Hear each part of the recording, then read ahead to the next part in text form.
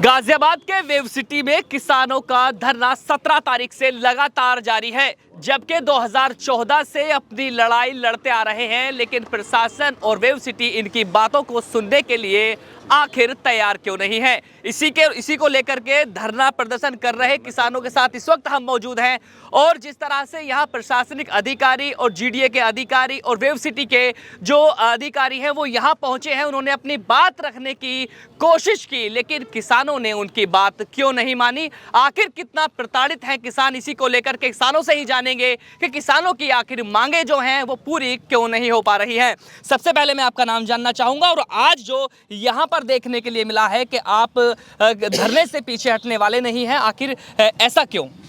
मेरा नाम अनुज चौधरी है जी।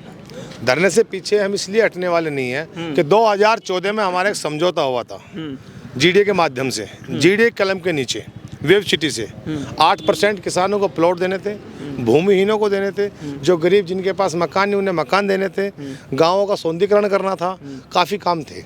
लेकिन इन्होंने बार बार किसानों को वो गुमराह करने का काम किया। मैं ये कहना चाहूँगा आपके माध्यम से कि एक समझौता किया जाता है, हवा में करते हम मान लेते, किसान अपना और रूप दिखाते इनको, लेकिन इन्होंने वो समझौता किया और लागू किया, लेकिन पूर्ण तरीके से लागू नहीं किया। ये किसानों को बार बार गुमराह करने का काम कर रहे हैं और 2014 से किसान हर बार आंदोलन यहाँ पे करता है, लेकिन एक सक्षम अधिकारी आता है और असक्षम अधिकारी आने के बाद में किसानों को एक झूठी टॉफी के रूप में देके किसानों को यहाँ से वापस घर भेज देता है। यही 17 तारीख में धरना हुआ था। 17 तारीख में ही किसानों ने पीछे हटने की कसम खाते हैं, पीछे नहीं हटेंगे, लेकिन फिर भी शासन का कहीं ना कहीं प्रशासन का सम्मान करते हुए किसान साइड में आके बैठ गए। आज हमारी वार था 26 तारीख की, हम सचिव साहब के पास गए, लेकिन सचिव साहब के पास जाने के बाद भी किसान वहाँ से विफल होके और वापस यहाँ पे आया, बैकफुट पे लाकर काम किया इन्होंने।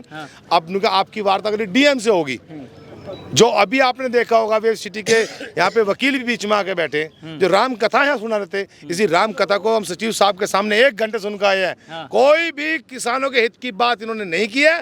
डीएम के लिए टाइम दिया है, किसान वहाँ से उठ के वापस आ गए, क्योंकि अब हमारी उम्मीद डीएम साहब पे है। वो हमें डेट मिलेगी, 31 तारीख मिलो, 3 तारीख मिलो, 2 तारीख मिलो, लेकिन जब तक किसान इस आंदोलन पे धरने पे बैठा हुआ है बरकरार ऐसी बैठा रहेगा। अभी आपने थोड़ी देर पहले देखा होगा पुलिस बल पूरा यहाँ पे आ रहा है और कहीं ना कहीं किसानों को धमकाने का डराने का काम कर रहे हैं, लंबी लंबी लाठी लेकर आ रहे हैं, लेकिन किसानों ने कह दी हम यहाँ से हटने वाले नहीं हैं।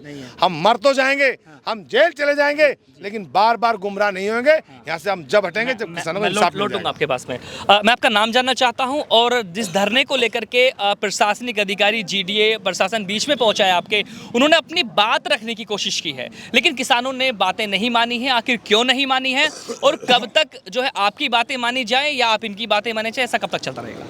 ये जब तक चलता रहेगा जी। किसान भी तो तंग आ गया ना अब तक इनसे, मतलब आश्वासन मिलने से। भाई 10 साल से लगातार आश्वासन ही है। पहले बीच बीच में 1-2 रजिस्ट्री इन्होंने करी, फिर उसके बाद फिर बीच में कर दी, और जब जब आंदोलन होता छोटा मोटा काम करते हैं, किसानों को बहका देते हैं। 10 साल से लगातार गुमराह कर रहे हैं और किसानों की जब नहीं सुनी जाएगी तो कब तक गुमराह किसान होगा। अब किसानों ने निर्णय ले लिया कि बिल्कुल जब तक पूरी बात नहीं होगी हम नहीं। अच्छा, ये भी बातें सामने आ रही हैं कि जीडीए वेव सिटी द्वारा जो है, हाईटेक सिटी द्वारा जो है, वो किसानों के जो नेता हैं उनको भी ये कहा जा रहा है कि किसी को मतलब एक भ्रमित किया जा रहा है किसानों को बेचने की बात, या किसानों को जो खरीद लिया है, या इस तरह की बातें। इस पर क्या कहना है आपका? नहीं, इस पर ये कहना है कि इस तरह ना करेंगे, आपसे फूट ना डालेंगे। अब से पहले भी डाली, फिर डालने का प्रयास करेंगे।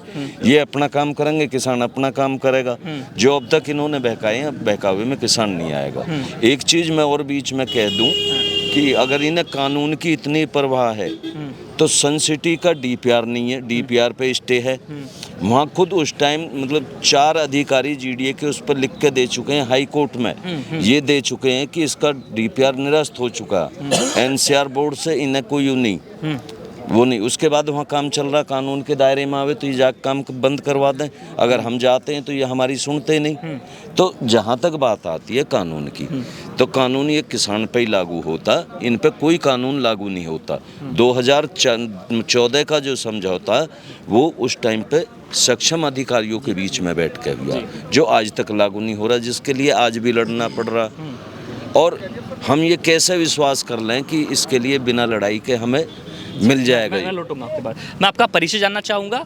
और जैसे ये धरना यहाँ प्रशासनिक लोगों द्वारा, अधिकारियों द्वारा हटाने की बात की जा रही है, आपसे अनुरोध किया जा रहा है कि आपने इस धरने की जो है कहा जाएगा कि परमिशन ली हुई है, किस तरह से आप यहाँ बैठे हुए हैं? मेरा नाम अमित चौधरी है। हमने डीएम साहब से इसमें हमने सूचना दी थी, क्योंकि धरनों की कभी परमिशन नहीं होती, तो सूचना ही होती है, तो हमने सूचना दे दी है डीएम साहब को। और 17 तारीख से हमारा अनिश्चित काल के लायक सूचना, उसका हमें रिसीविंग लेटर मिला हुआ है, तो वो हमारा धरना चल ही रहा है। हमारे क्षेत्र का इतना बुरा हाल है, हमारे यहाँ एक बिल्डर के हाथ में पूरा प्रोजेक्ट दे दिया गया। बिल्डर अपने प्लॉटों को 1 से 2 लाख 2.5 लाख रुपए गज तक प्लॉटों को अपने ने बेच रहा, मगर किसान के लायक उसका उचित ज़मीन का रेट नहीं दवा रहा, उसका कहीं ना कहीं दमन कर रहा। डीएम साहब, प्रशासन साहब, इनसे जीडीए के माध्यमों से उन्हें डरा के उनकी ज़मीनों पर कब्जे करे जा रहे हैं। कोर्ट को भ्रमित करते हैं, वहाँ कोर्ट को कहते हैं कि नहीं जी, जिनके कोर्ट में विचाराधीन केस हैं हम उन पर कब्जे नहीं लेंगे, मगर यहाँ उन पर कब्जे हैं। क्या ये किसकी है? सरकार की मिलीभगत है भाई, ये तो प्रशासन की मिलीभगत है ना, कोर्ट का आदेश नहीं मान रहे। पीछे से किसान कोर्ट में गया, उन्होंने कही जी पुलिस जबरदस्ती पुलिस का प्रयोग करते हैं और हमें भूमाफिया बता के, गुमराह करके हमें हमारी ज़मीनों पर कब्जा ले लेते हैं। हाई कोर्ट ने अब पुलिस के लिए आदेशित किया कि कोई भी पुलिस किसान को उसकी प्रॉपर्टी से बेदखल नहीं करेगी। 1-2 महीने शांति रही, उसके बावजूद अधिकारीगण कहते हैं तो पर्सनल हमारे लिए तो कोई आदेश नहीं है। हालांकि किसान गए हैं, विद नाम कंटेम्प्ट करके अब कोर्ट में गए हैं, मगर मक्का जो आएगा वो चलेगा उसके अंदर। हमारे किसान उन्नों की ज़मीनों पर कब्जे कर लिए गए, उन्हें मुआवजे नहीं दिए गए। कर्जा है, किसी पे शादी का कर्जा, किसी पे बच्चे की पढ़ाई का प्रेशर है, कैंसर है, बहुत लोगों के मर गए, सुसाइड कर ली इसके पीड़ित